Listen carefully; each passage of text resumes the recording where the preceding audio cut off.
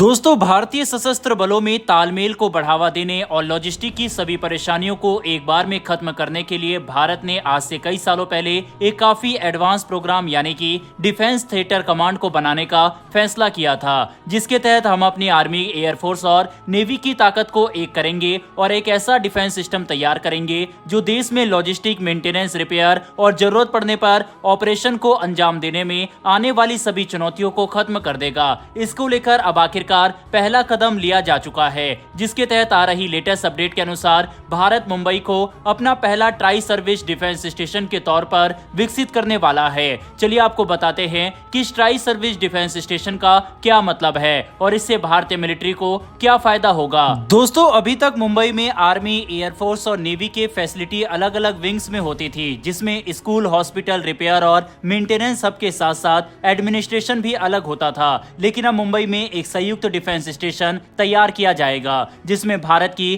Tri service यानी army, air force और navy का स्टाफ साथ मिलकर काम कर सकेगा। इसके लिए इंफ्रास्ट्रक्चर को विकसित किया जाएगा, जिसके तहत एडमिनिस्ट्रेशन के सारे काम एक ही बिल्डिंग में हो सकेंगे। इतना ही नहीं, बल्कि मिलिट्री के जवान और दूसरे अधिकारियों के रहने के लिए क्वार्टर, स्कूल और हॉस्पिटल जैसी सुविधाएं भी संयुक्त रूप से विकसित की जाएगी, जिससे लॉजिस्टिक की सभी परेशानी खत्म हो सकती है। बता दें कि मुंबई में सबसे ज्यादा मौजूदगी होने की वजह से भारतीय नौसेना इस नए ट्राई सर्विस डिफेंस स्टेशन की कमान संभालेगी, जहां पर तीनों सेनाओं के लिए logistic, repair and maintenance, infrastructure, resource supply से लेकर एडमिनिस्ट्रेशन तक एक सिंगल लीडरशिप फ्रेमवर्क के तहत काम करेगा। इतना ही नहीं, बल्कि मुंबई में मौजूद ट्राई सर्विस डिफेंस स्टेशन को सिर्फ एक चैनल से ही फंडिंग भी मिलेगी, जिससे आर्मी, एयरफोर्स और नेवी को फंडिंग नहीं देनी पड़ेगी और ये हमारे लिए काफी बड़ा सिरदर्द खत्म कर देगा। मुंबई को देश का पहला common tri service defence station बनाकर भारत थिएटर कमांड की तरफ अपना कदम बढ़ा रहा है, जिससे भारत की आर्मी, एयरफोर्स और नेवी साथ मिलकर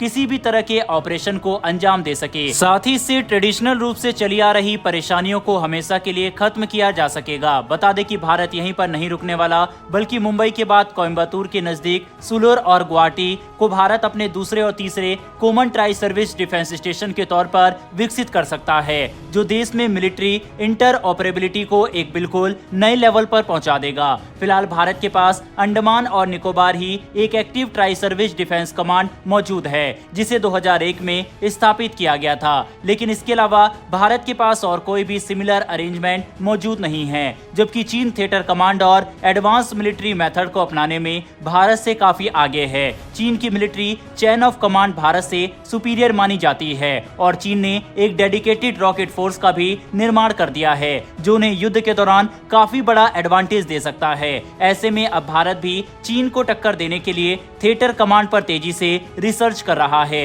और आखिरकार हमें ग्राउंड पर बदलाव दिखाई देने शुरू हो चुके हैं, जो कि काफी पॉजिटिव डेवलपमेंट है। बहरहाल बढ़ते हमारी दूसरी अपडेट की तरफ। तो दोस्तों, ये खबर भारतीय नौसेना के एक रिटायर्ड एडमिरल अरुण प्रकाश की तरफ से हिंदुस्तान टाइम्स के कॉलम में लिखे गए आर्टिकल को लेकर है, जिसमें उन्होंने भारत की तरफ से एक ऐसे हथियार को जल्द बनाने पर बात कही जो भारत के न्यूक्लियर ट्रायड के लिए निर्णायक साबित होगा और इसके इस्तेमाल से हम हिंद महासागर में अपनी क्षमता को कई गुना ज्यादा बढ़ा सकते हैं। दरअसल बात हो रही है K5 submarine launch ballistic missile के बारे में। रिटायर्ड एडमिरल अरुण प्रकाश सर ने अपने आर्टिकल में खुलकर कहा कि भारत को K सीरीज की मिसाइल डेवलप करने पर तेजी से काम करना चाहिए, क्योंकि ये मिसाइल समुद्र क्षेत्र में सबसे शक्तिशाली देश भारत को बना सकती है। आज भारत के पास K15 जो 1500 किलोमीटर तक हमला करने में सक्षम है, K4 जो 3500 किलोमीटर तक हमला करने में सक्षम है और K5 जो 5000 किलोमीटर तक हमला करने में सक्षम है, ऐसी एडवांस मिसाइल मौजूद है। साथ ही DRDO को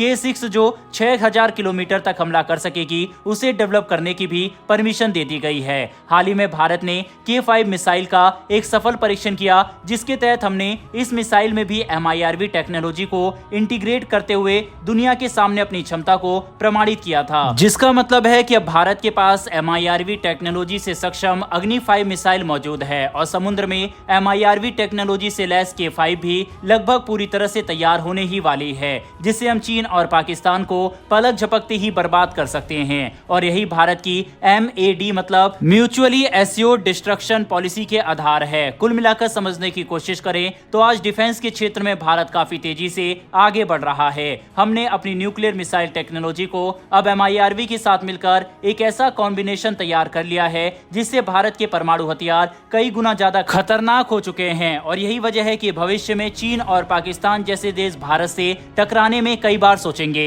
बहरहाल दोस्तों, इस वीडियो में इतना ही। दोनों ही खबरों के ऊपर अपनी राय कमेंट बॉक्स में लिखकर जरूर बताइएगा। इन्फॉर्मेशन और वीडियो पसंद आई हो तो वीडियो को लाइक करके हमारी आने वाली डेली डिफेंस से जुड़ी ऐसी वीडियो के लिए नीचे दिए गए सब्सक्राइब बटन को प्रेस कर बेल आइकन को दबा लें। फिर मिलेंगे ऐसी एक नई वीडियो के साथ। धन्यवाद। जय हिंद।